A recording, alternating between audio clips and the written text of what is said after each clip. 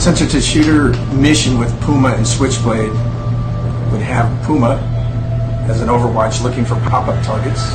Once a target is identified, it could quickly send that data to the Switchblade team where they could quickly prosecute the target.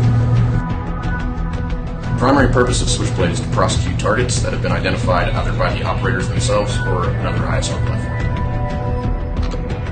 Switchblade's patented wave-off capability can be for a number of reasons, whether the target developed a little bit too much, now there are non-combatants next to the target, or the target went away and the Switchblade operator, he doesn't want to prosecute what's actually in the target area. Switchblade disengage. Waving off. Disengage primary target.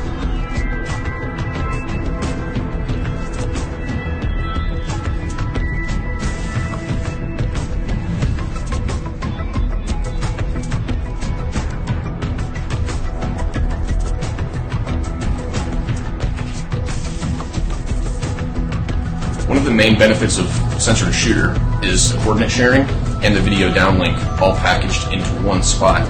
3, 2, 1, impact.